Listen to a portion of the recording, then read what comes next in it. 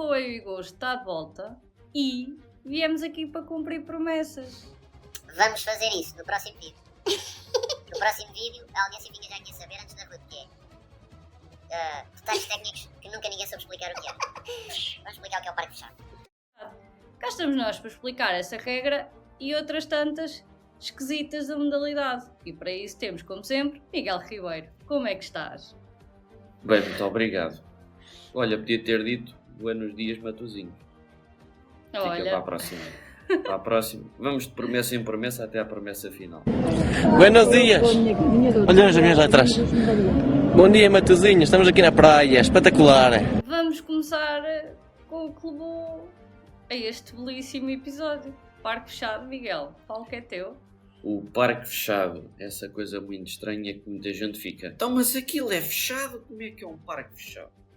Pá, a regra do parque fechado, mais ou menos, é fácil de entender, mas não é tão fácil como parece. Basicamente, a regra do parque fechado, os carros entram em parque fechado após a qualificação e após a corrida. Porquê? Que é para garantir que nada é alterado de maneira a querer dissimular alguma coisa, ou que nada é alterado de maneira a querer-se que não, a gente agora achamos aqui qualquer coisa e isto ainda dá para amanhã. Não, os carros entram em parque fechado depois da qualificação,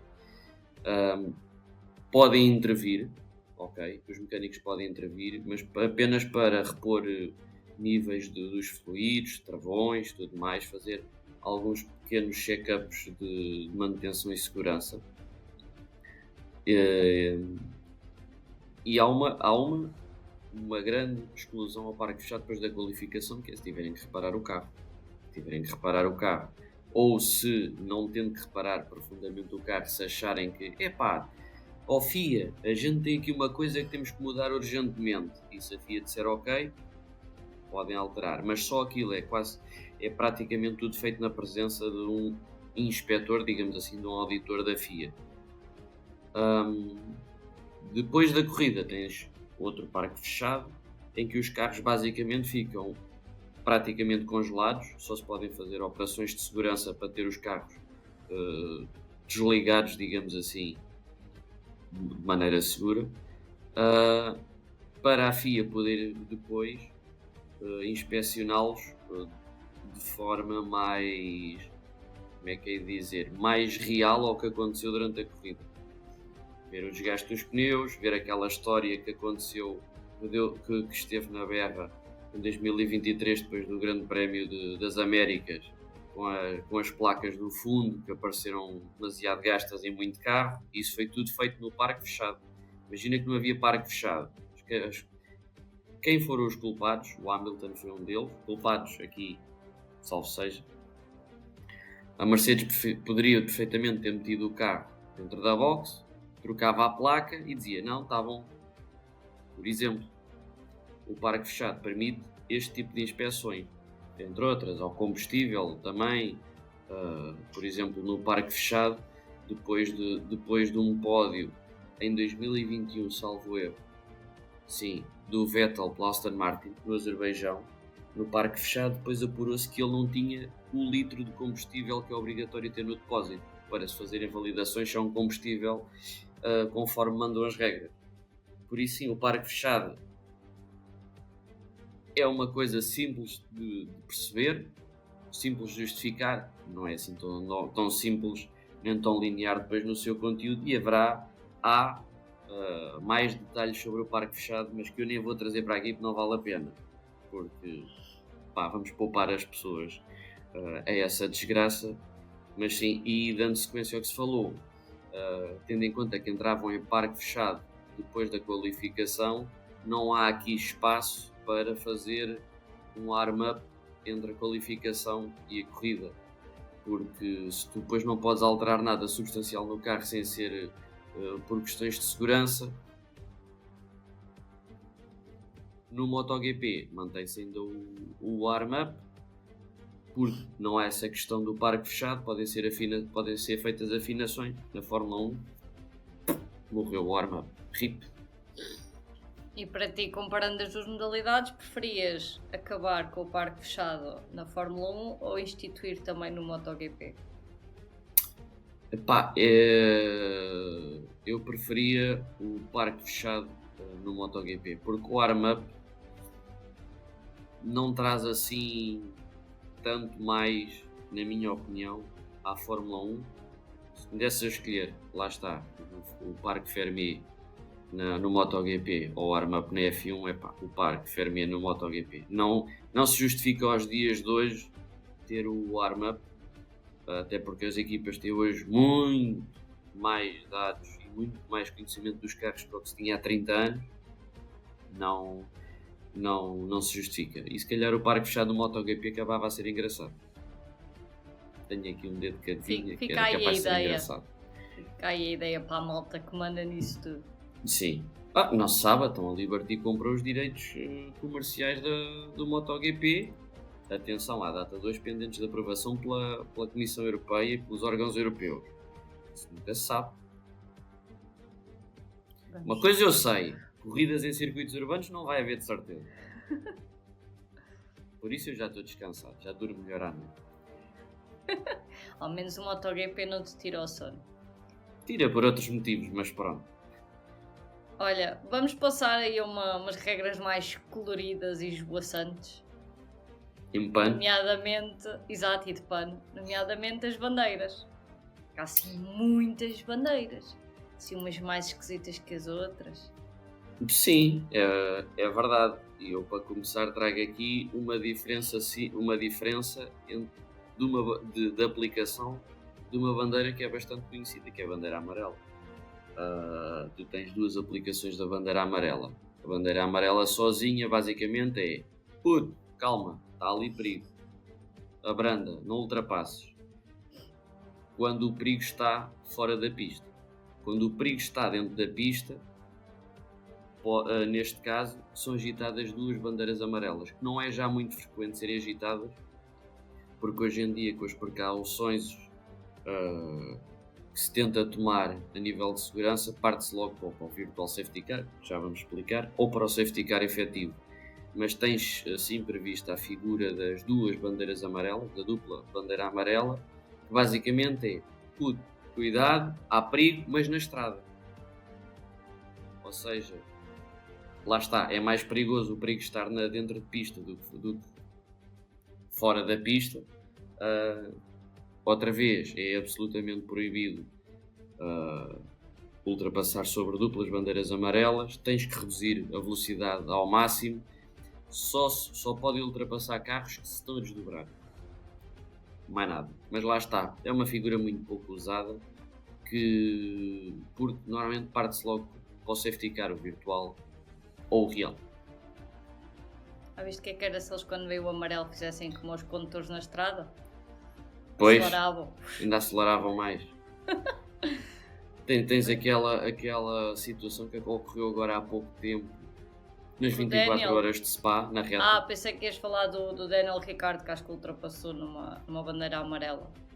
Sim, mas Há duas corridas, ou o que é que foi? no caso das 24 horas de Spa, tenho ideia que até eram duplas bandeiras amarelas na reta, a caminho do Radio e do Rouge. So anyway, there's a different view of it, and so as a car stopped in the middle of a racetrack and Mas sim, lá está. É uma coisa que, já teve o seu tempo. Caiu em desuso com o Virtual Safety Car.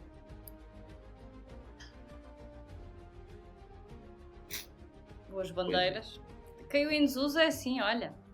Se há soluções melhores, é usar as melhores. No entanto, não vamos ao safety car, porque já que estamos na categoria das bandeiras, vamos continuar nas bandeiras, assim... Acho que não vemos tão habitualmente, é que toda a gente sabe o que é uma bandeira vermelha e a checkered flag também toda a gente sabe, não vamos para aqui explicar. Sim. E porque também digo já, isto nós estamos a educar para a Fórmula 1, mas tivemos que explicar o que é uma bandeira de xadrez, isto também seria muito caótico. Era mau demais. Era mau demais termos que explicar o que é uma bandeira de xadrez e o seu significado. Portanto, olha, vamos para outra que tem as mesmas cores, mas não estão distribuídas da mesma forma. A preta e branca. A preta e branca, basicamente, é mostrada em situações, é muito conhecida pelo público, salvo seja, quando já excedem muitas vezes os limites de pista, que há aquela questão de foi mostrada a bandeira preta e branca. O que é a bandeira preta e branca? Basicamente é a direção de corrida a dizer: puto, estás-te a portar mal, à próxima levas. É um cartão amarelo, basicamente. Que se calhar o Ocon deve ser quem já viu mais vezes. Sim, penalty juntamente para com o o Magnussen, Ocon. já viu Exato. muitas da próxima. Os reis das penalizações. Coitado do rapaz. Mas sim, basicamente é mostrada em situações de comportamento antidesportivo. Não estou a citar, mas é uma coisa muito próxima a isto. É um cartão amarelo. Como não podes mostrar uma bandeira amarela, porque já tem outro significado, mostras uma bandeira preta e branca.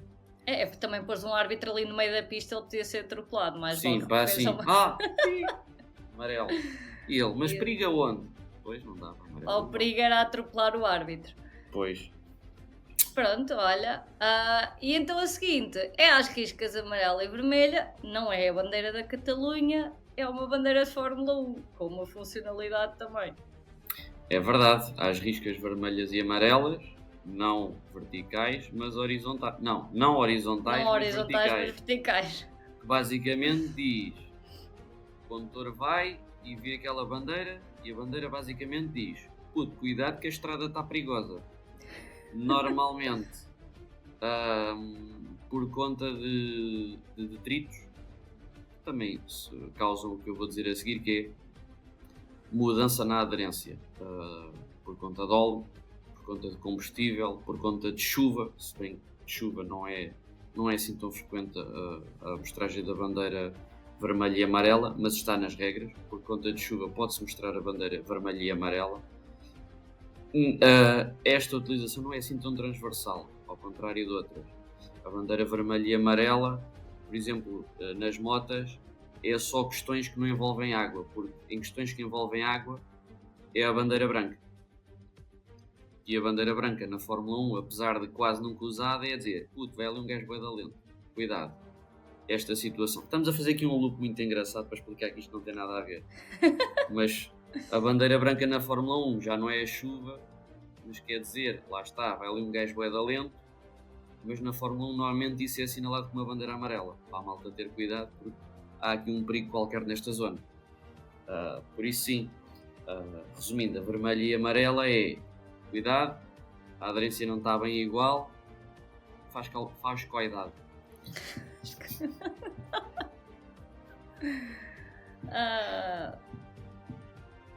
Vamos a outra.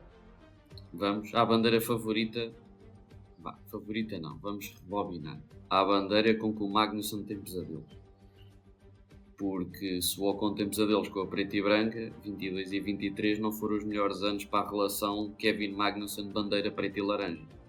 Porque a bandeira preta e laranja basicamente é: puto, vais às boxes já porque tens o carro estragado.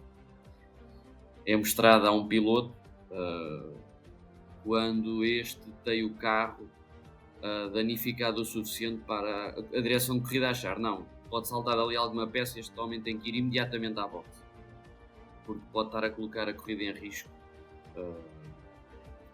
Muitas vezes o que acontece, aquelas partes laterais das asas da frente, questões do fundo do carro, podem estar a saltar. Basicamente é isso, é a dizer: olha, vai à boxe porque tens que ver isso.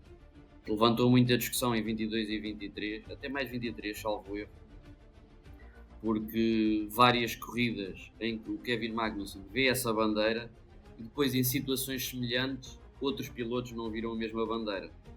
Pois, isso já é um bocado... Parece que é uma situação assim meio zona cinzenta, e depois lá está, são pessoas externas a decidir se o teu carro deve ir à boxe ou não, e vai que eles até estão enganados e te prejudicam salvo erro, à corrida.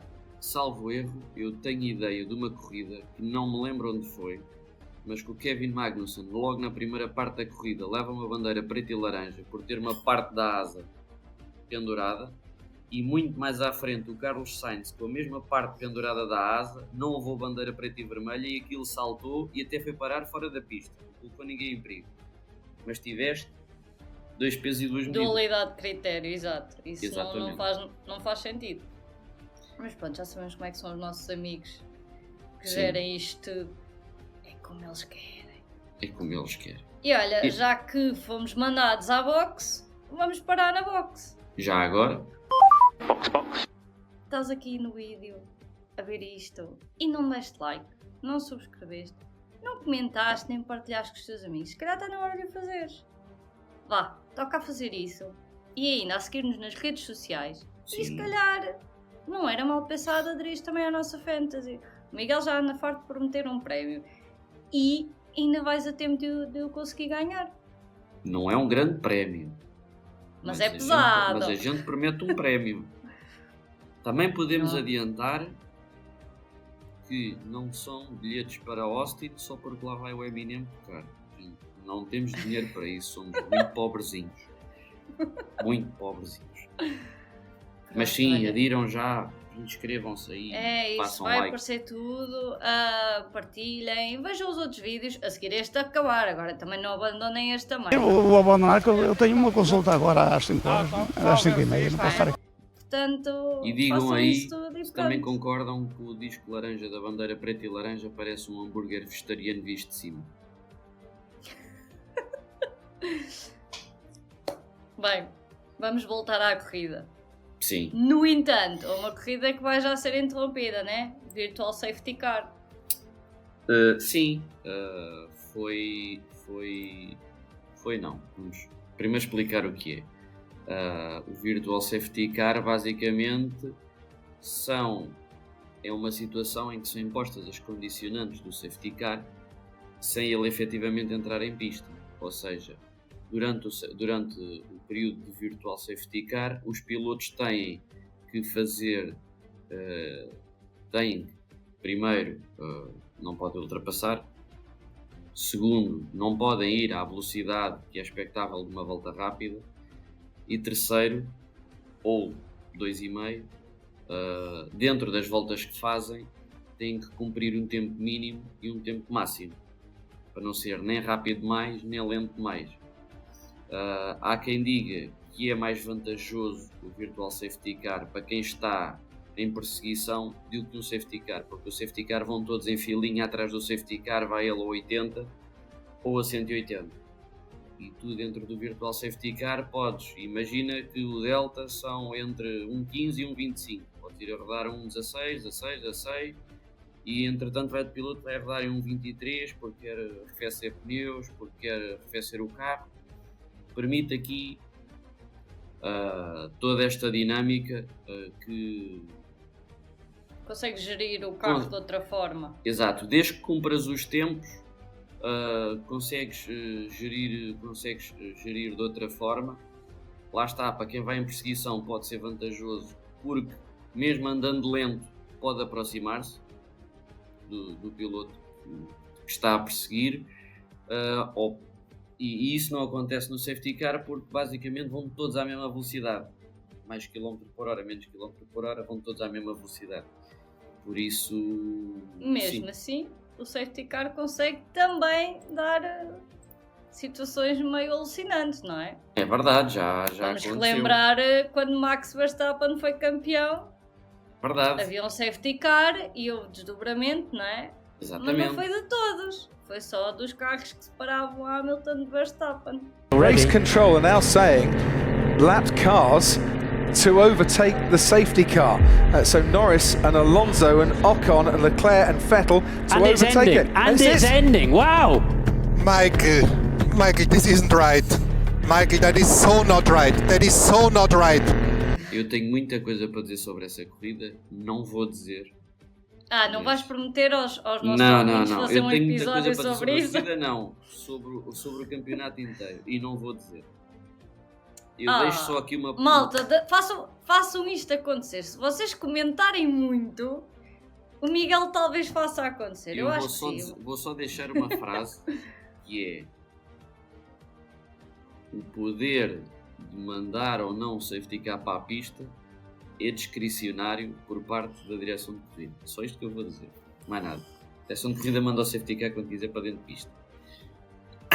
Enfim, adiante. Só dar uma nota não tão alegre. O Virtual Safety Car foi inventado depois do acidente do Jules Bianchi. Porque na altura, quando ele teve o acidente, estavam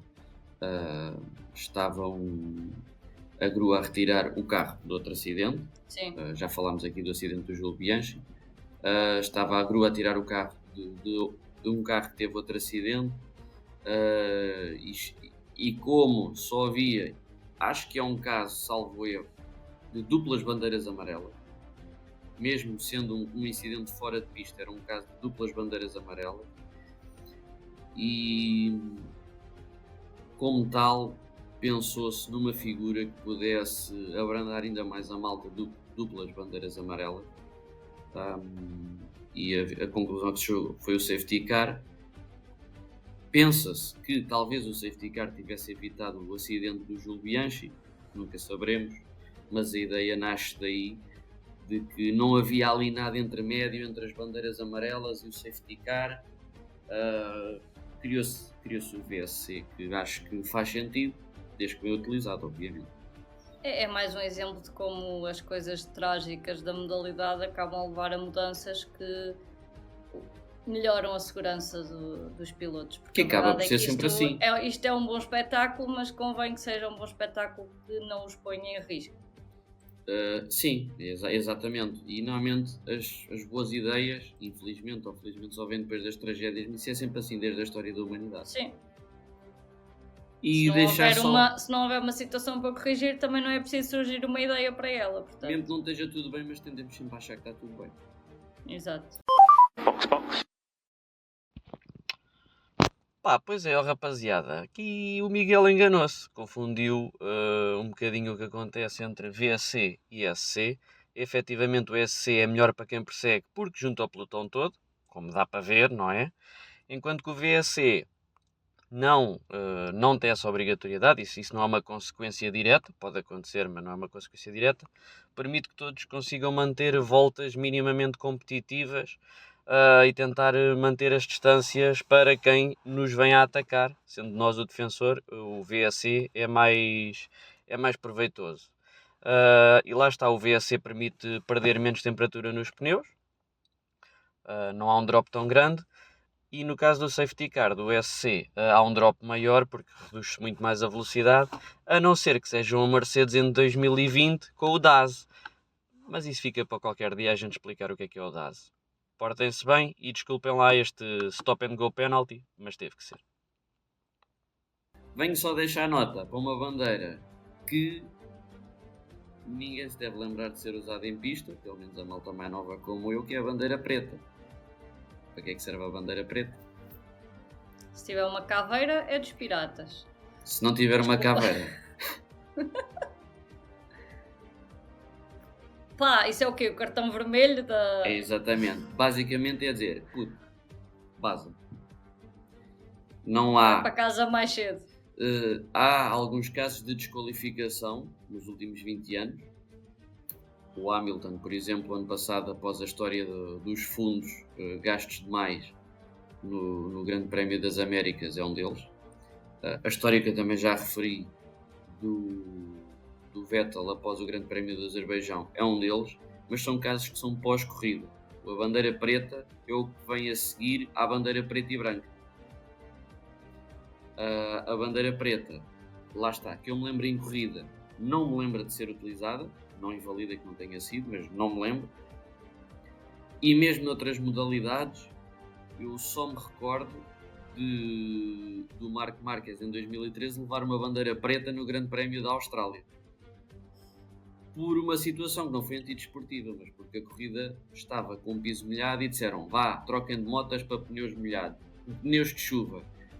E tens que cumprir essa obrigação dentro de um X de volta, e o Marc Márquez nunca viu aquilo, com a bandeira preta, mas assim no desporto top, nas categorias rainhas, se calhar nos últimos 10 anos em corrida, 10, 15 anos, deve ser a única situação que eu me lembro ou que possa ter acontecido uma bandeira preta em corrida. De resto, a malta até se porta bem. Às vezes. Às vezes vem o cartão amarelo. Mas tu já viste o que era tipo tu ao fim de 5 bandeiras pretas e brancas levares um race ban, como no futebol. Olha o Ocon, ao fim de 5 bandeiras pretas e brancas não corria um grande Sim. prémio. O Ocon e o Magnussen já estariam completamente queimados. Pois. Já viste o que Neste seria a AS? Neste para o ano? momento a única coisa que tens é aquela coisa de irem tirando pontos de licença e depois terem que cumprir uma Sim. corrida de castigo. Se bem que, corrigindo, não retiram, põem. Isso. Pronto. Mas já viste o que é que seria a AS para o ano? Com o Magnussen e o Ocon? É só que pronto, a AS já avisou que o Magnussen não fica para o ano, portanto É verdade. já não dá. É verdade. Agora, eu acho que a equipa que assinou com o Hülkenberg é que podia fazer uma gracinha e chamar o Magnussen. Pronto. Sim, eles que não se davam e que agora aparentemente até se dão bem. Vamos juntá-los outra vez. Epá, fica aqui a ideia. Façam acontecer. O nosso viking dinamarquês. Próxima regra assim que tu nos trazes. E por falar em penalizações, Exatamente. é uma penalização que caiu em desuso, porque considera-se que não penaliza assim tanto a mais, que é o drive-thru. O que é um drive-thru? Basicamente, eles dizerem, puto, vais passar pela via das boxes, mas nem paras, é só passar. A boxes lap, drive-through.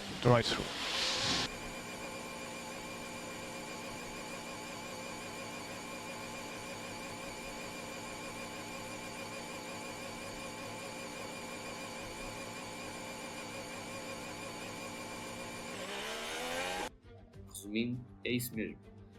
É um penalty Porque em que a passas por questão da lá. via das boxes, tu tens que passar lá simplesmente, tens que andar lá a uma velocidade inferior, ou seja, o que eles querem é levar-te a uma pequena desaceleração ali, só que isso, dependendo de como é que tu vais na corrida, pode não te penalizar realmente. Sim, no máximo perdes aquele delta Alguma normal vantagem. de ir às boxes, menos o tempo de ir às boxes.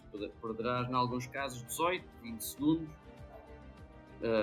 Mas considera-se e é efetivo o stop and go penalty, que normalmente se usa, é sempre muito mais prejudicial, porque ainda por cima se for conjugado com uma ida às boxes.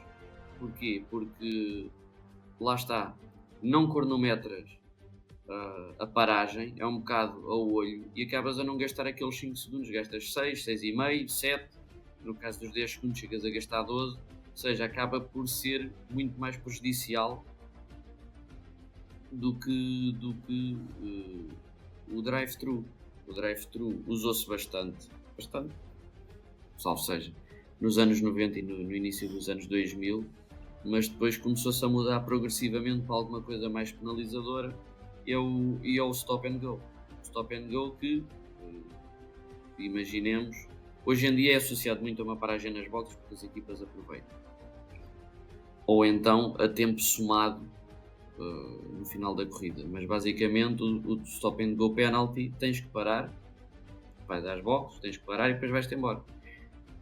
No caso do drive-thru não podes fazer a paragem nas boxes, passas a linha das boxes e passas a linha das boxes sem tocar mais nada. Sorriso e acenas para a tua equipa enquanto Sim, lá passas. e eles todos enervados. Já sacana, meteste uma penalização, lá. Mas pronto. É sim, mas lá está, é como tu dizes, vão melhorando as penalizações, porque se é para penalizar, é para penalizar. Exatamente. Portanto, passamos à próxima. Componentes, a quantidade de componentes. Agora É que vem assim verdade. É uma quantidade, digamos, absurda. E envolve muitas contas. Porque basicamente todos os componentes têm um limite e os pilotos são penalizados por cada vez que excedem esse limite. Havendo também diferença se é a primeira vez que estão a exceder o limite ou a segunda vez. E há componentes que dependem do número de corrida e há outros componentes que não dependem do número de corrida. Vamos começar pelos mais simples. Eu estou a partir do regulamento em vigor, do regulamento desportivo da Fórmula 1. Portanto, Podem ser... é para o ano que muda? Não é? Sim, é sempre Pronto. em relação ao ano seguinte, ou seja... Então pronto, vocês depois, quando virem este episódio, se virem daqui 1 ano ou 2, olhem, vão ter que ver se o regulamento ainda bate certo. Exatamente. Em teoria, este regulamento é de 22 a 25, teve algumas alterações, mas é de 22 a 25. Podem ser usadas por ano, por piloto, 3 motores, e por motores, a questão mesmo do motor por si só de combustão interna, sem mais nada, 3 motores, 3 MGU a gás, que é um gerador, um componente gerador da parte híbrida do carro, 3 turbochargers, turbo, 2 unidades de armazenamento de energia, as baterias, não são 2 baterias, são um bloco com muitas baterias, mas 2 unidades de armazenamento de energia, 2 centralinas, digamos assim, eletrónicas de controle, 3 MGU capas, que são relativos, são componentes que estão associados à geração de energia cinética, quando se fala em carregar as baterias, por exemplo, e 8 componentes 8 trocas relativas ao sistema de gases de escape. O sistema de gases de escape depois divide-se em 4 peças e podes mudar cada uma 8 vezes, ou seja, é como se tivesses 8 escapes por ano, sendo simplista, que não são 8 escapes, são 8 linhas de escape, mais ou menos, por ano. Isto são os que são por ano e não dependem das corridas. Depois ainda tens questões com outro tipo de componentes associados à caixa de velocidades, que ao dia de hoje, e como o calendário vai ter, e do dia de hoje não sabemos de mais nada, o calendário terá 24 corridas, é possível utilizar 5, eu vou ler o termo em inglês, gearbox, case and cassette, que são os componentes da caixa de velocidades que são exteriores, e também 5 gearbox driveline, gear change components and auxiliary components, ou seja, já o interior da caixa de velocidades, ou seja, engrenagens, luvas, componentes eletrónicos, não, componentes auxiliares, tudo isso. Também ao dia de hoje, como são 24 corridas, podes mudar 5 vezes. Neste caso, são 5 lugares de penalização por cada unidade adicional acima do limite. No caso dos que falámos em primeiro lugar, mais associados ao motor, por cada vez que ultrapassas são 10 lugares. Pela primeira vez que ultrapassas são 10 e nas subsequentes são 5. Ou seja, há aqui uma tolerância de pronto, já levaste a primeira, agora que já passaste não vale a pena penalizar muito. Sendo que as penalizações são cumulativas, correndo mal, possibilidade de penalizações de 10, 15, 20, 30, 40 lugares, 60 lugares. Só há 20 carros na grelha, não significa absolutamente nada. Pois, nós fizemos essa piada na última corrida, foi com o Gasly, não é? Sim. Fazendo as contas, ele tinha que começar no Grande Prémio de 2022. Sim, por aí, com as penalizações que levou. Isto não tem muito impacto na Fórmula 1, mas este tipo de regras há semelhantes noutras categorias, e se for uma grelha com 30, 35, 40 carros... Assim já é uma queda realmente grande. Isto é um tombo gigantesco.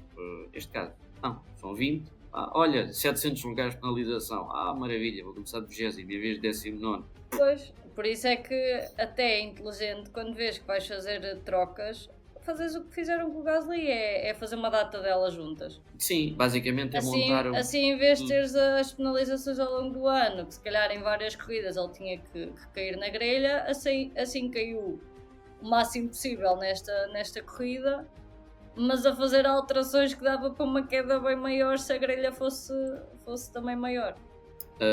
Sim, eu não sei até que ponto isto não devia ser repensado.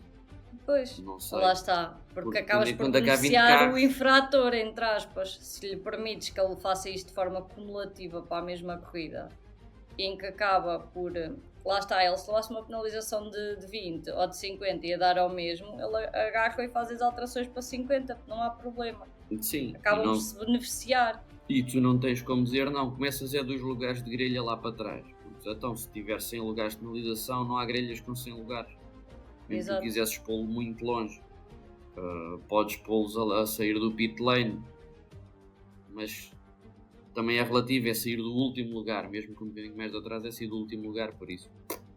Não, olha, façam as contas. Se ele caiu 50 lugares, era sair do 20º e depois esperar que todos dessem a volta, que era para ser mais 20, e depois ir na metade da grelha dar outra volta, Ou e depois então- é que ele arrancava. Ou então, imagina, uma penalização de 50 lugares. Ele penalizava, imagina que penalizava em 17º, cumpria 3 ali, depois na corrida seguinte Ou mais isso. 20, mais 20, mais 7. Isto vai com que tivesses que penalizar muito menos lugares, porque andaste 3 corridas a pagar por uma mudança de motor. Se calhar em Sim. vez de 5 lugares teriam que ser 2 ou 3 ou 1. É aquelas regras que têm que se calhar ser repensadas, mas também é preciso que a malta que lá anda até diga, olhem, deviam repensar isso, mas lá está, voltando ao caso do Gasly, aquela malta nunca vai dizer, olha, deviam repensar isso para a gente realmente ser Pois. devidamente castigado. Exatamente.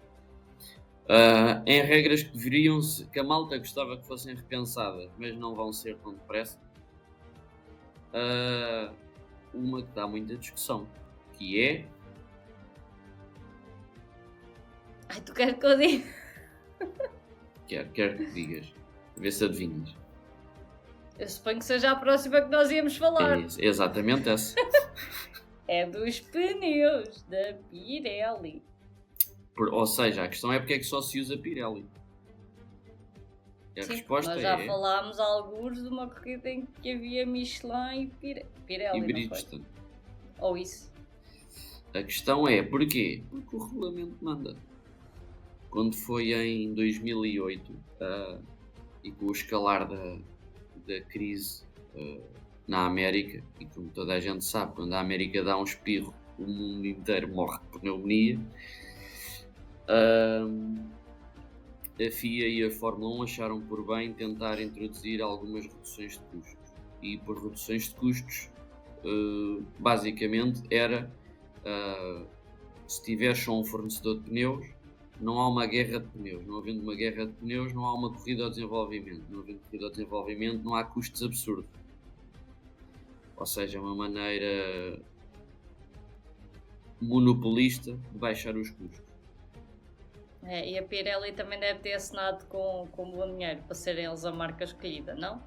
Na altura, entre 2008 e 2010, ficou-se pela Bridgestone. A Michelin saiu e ficou-se pela Bridgestone. A partir de 2011 começou a Pirelli, que aquilo basicamente é feito por concurso, 3 em 3 anos.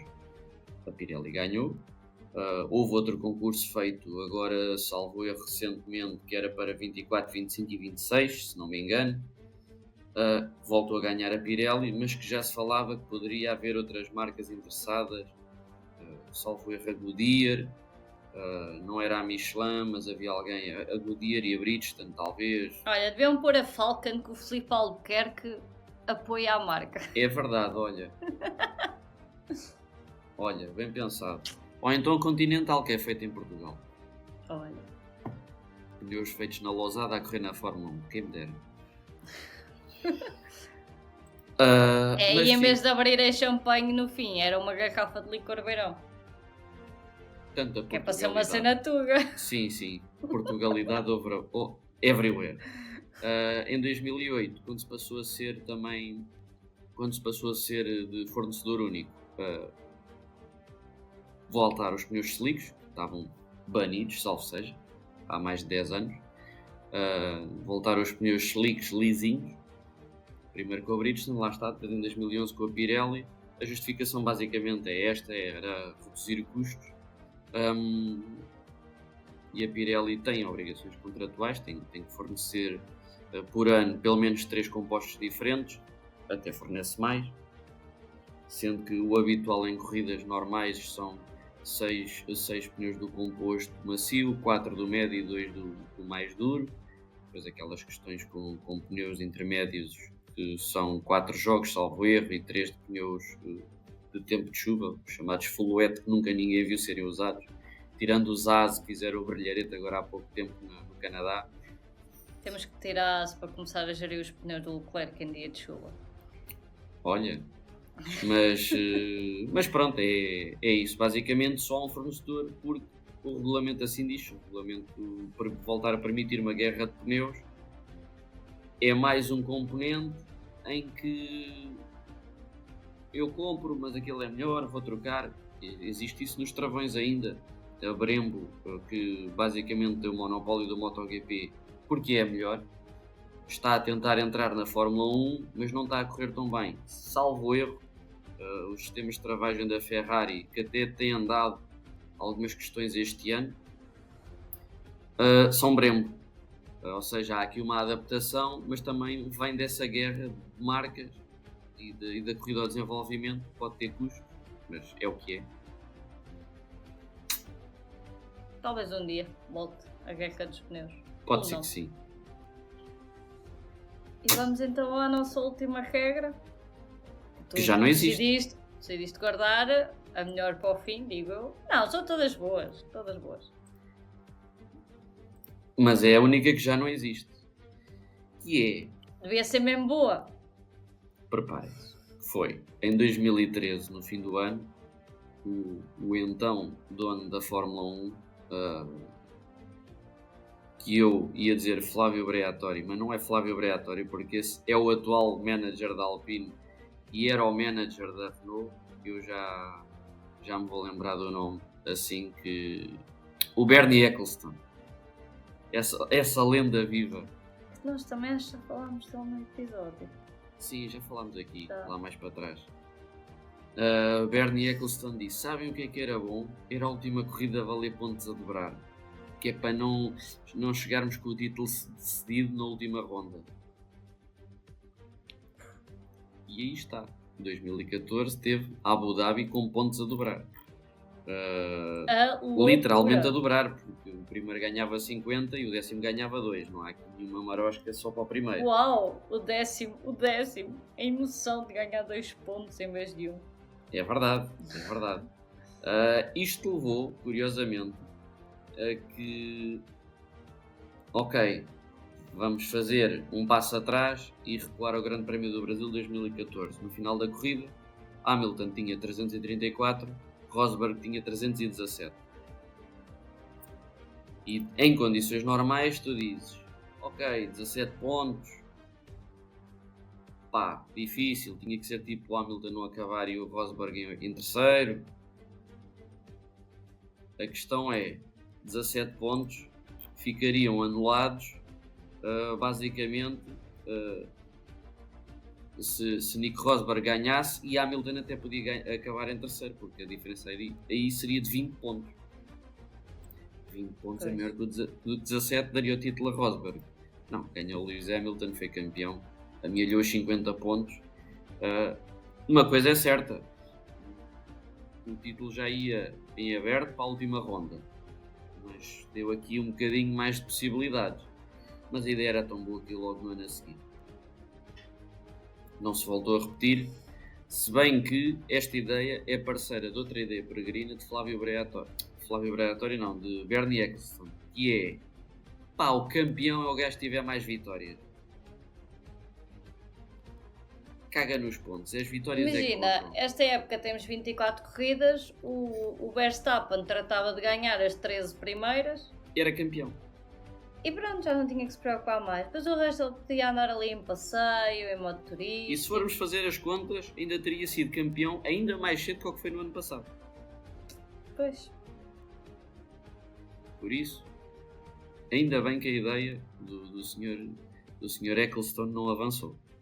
Das duas ideias eu estou a tentar fazer aqui um pensamento rápido e ver qual é que é a mais idiota. É a das vitórias. É sem dúvida. A dos pontos é meio surreal, porque é tipo, andas ali o ano inteiro a trabalhar e de repente lá está, falaste dessa diferença de 17 pontos e bastava ele ter um rasgo de sorte, não é sorte obviamente, mas sim, ia mas... até correr-lhe melhor e pronto, toma lá uma corrida em que isso vale a dobrar. Epá, Sim, mas lá está. Eu acho que percebo. essa ideia, eu comprava essa ideia se em vez de ser na última corrida fosse tipo um sorteio no início da temporada, que era tipo em todos os anos era uma corrida diferente que valia a dobrar, para não se estarem a guardar para o fim, a ver se ainda dava o jeitinho de ser campeão.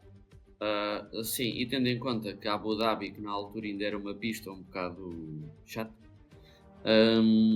pronto, também era para trazer aqui um bocadinho mais de picante, mas pá, não. A malta não apreciou muito. No papel era gira, para os fãs, se calhar foi engraçado, mas não. Depende dos fãs. Se fossem os Foi. fãs que quase que viram o seu piloto a ser campeão, podia ser interessante. Se fosse aqueles que viram o seu piloto a quase poder perder o campeonato por causa disso, se calhar já não era tão engraçado. É verdade. Olha, só para dizer que o pódio dessa corrida foi 3 motores Mercedes, Lewis Hamilton, Massa e Valtteri Bottas. Hamilton com o seu amigo Bottas. E Hülkenberg acabou em sexto. Não é de agora que ele não tem pódios, já há mais tempo. Tadinho. Era colega de Sérgio Pérez. A vida dá voltas. Dá. Muitas. À Se pista. calhar agora ainda dá mais uma volta e o Hülkenberg tem lugar no próximo ano e o Pérez ainda vai ver o lugar que tinha supostamente assegurado por um canudo. Se continuar a... Não fales muito, pois isso concretiza-se e é uma chatice. Porque o Pérez ir embora é uma chatice. Sim. Depois ainda Pois, se para concretiza, ele é dizem que a capaz. culpa é tua. É isso, fui eu que fiz aqui Magia negra. bruxaria. Exato. Pronto, olha. Pronto. A gente prometeu, a gente entregou. Exato. Prometemos tudo e não entregámos nada. Estou a brincar. Entregámos muito. A cena é... Também regras depende das complexas. expectativas com que esta gente vem para aqui, né? A gente Exatamente. prometeu uma coisa, depois o que está na cabeça de cada um, a gente não é responsável. A gente, quando disse que tinha explicar regras, não era propriamente qual é o tamanho aceitável para as asas traseiras ou o ponto de flexibilidade dos materiais. A gente Exato. só fala de coisas que percebe pouco, não fala de coisas que não percebe. É isso mesmo. Mas pronto, pá, olha, a gente tenta aqui explicar as cenas e hoje já sai um bocadinho mais inteligente. Atenção que eu não disse menos burros, eu disse mais inteligentes porque eu Sim, faço é fé que a isso. nossa audiência é A inteligente. nossa audiência, claro que é inteligente. Claro. Até. E assim lá está. Vão ter.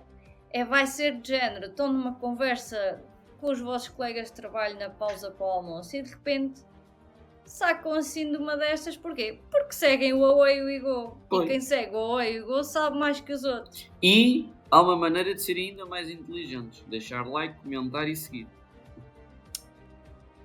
Não conseguiria dizer melhor. Ah, pois é. E portanto, como eu não consigo dizer melhor, acho que está na altura de nos despedirmos. Vamos embora.